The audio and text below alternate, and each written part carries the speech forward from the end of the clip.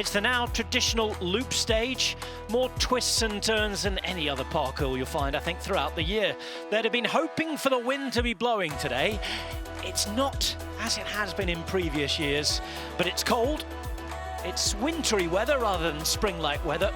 We're racing away from this and to the sun. But first on the menu, 169.4 kilometres, 2 laps of the circuit. Up and down all day, a testing one really, should be for the sprinters or classics riders, but the GC riders will have to be careful as well. There are 78 kilometres remaining on stage 1 in Paris-Nice. We've got 2 riders up the road today.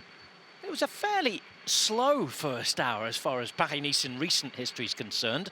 Not too much wind about.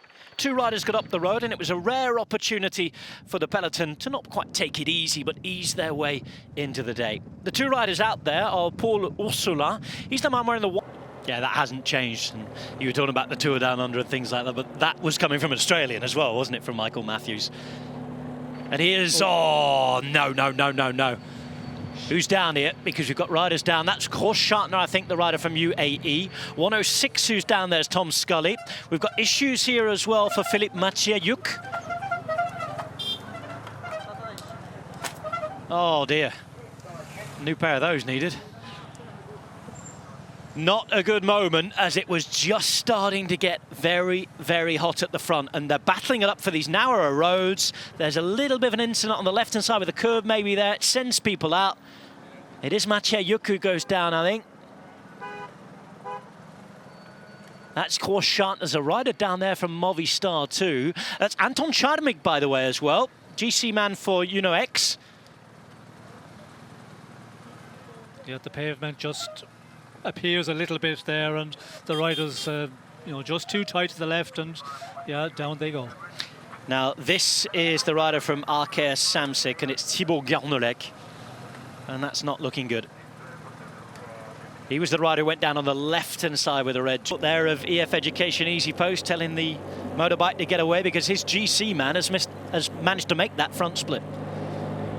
Yes, well, unfortunately for the riders who have made it in the front split, they're not getting organised at all. We can see, the gap is coming down. But, this will be, make it interesting now as we go into this final 15, 16 kilometres, because the sprinters that head up there, they will see that the other sprinters are in difficulty already, so they will, try and make it as difficult as possible. Nelson Paulus wants to be active today. This is his day. He knows he's in form because he won the general classification, didn't he, down in Bessèges. This is the moment he went on his second attack of the day. Remember, it was his attack that really started things. Pogačar followed it on that last climb. This time, nobody goes after Paulus for now. 6% for over a kilometre, around a kilometre and a half. Nelson Paulus is pulled back. A courageous attempt is over. We are all back together. To the front, Tadej Pogačar goes off in search, and Jonas Vingegaard is there as well. It's Jan Tratnik who's trying to swallow up those seconds, but look at Pogačar committed fully through the centre. Tadej Pogačar going for glory already and trying to get one up on his rivals. Pogačar heading the front. Pogačar is flying. He takes 6 seconds, and there is a big fat 0 in the column for Jonas Vingegaard. It's Pogačar 1, Vingegaard 0. Yes, well, we already see, he was there in the previous climb, and, you can see the way he just puts up that sprint there. Everybody, just fighting to lose the least amount of ground possible to Pogačar. And Pierre Latour, as we saw in this race, last can control. We're approaching the final few hundred metres now. Is there enough firepower really now for the leader? Seneschal on the left-hand side. Merlier lets the wheel go, and he lets the others do the chasing. Sam Bennett's there. A lot of that firepower has gone, and there's a little bit of a gap here for Florian Seneschal. They're forcing Bora Hansgrohe to do the final chasing. This is the last turn now, and that finish line is up ahead. Seneschal there.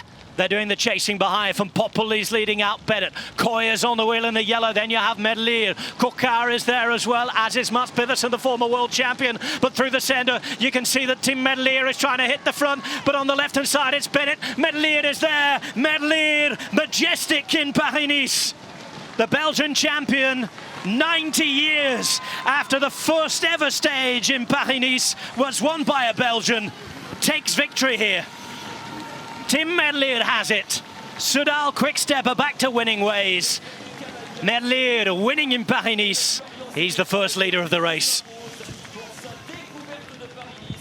For a while, Sean, you wondered whether they run out of firepower, but they played it well. Merlier knew which wheels to sit on, and in the end showed he had the speed. Yes, well, we could see Merlier there. He was, very calm.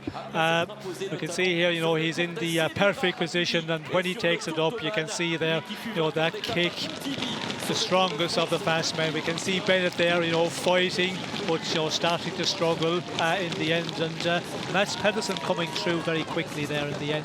But we did see just a little bit earlier Merlier, when he had his teammate out in front, no panic. He just allowed him to go off the front a bit and just waited until the moment when he needed to kick his sprint.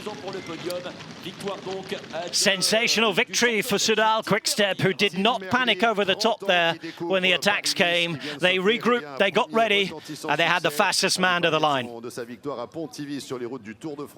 Soudal Quickstep are back to being Soudal. They executed the plan perfectly. Tim Merlier, Sam Bennett, Mats Pedersen, with Coy and Ali in the top 5. Matthews, Coquard, Garcia, Groves and Demar completing the top 10. It's Tim Merlier who's a victor in Paris-Nice. And beautiful, beautiful moment. 90 years ago, the first ever stage was won by a Belgian.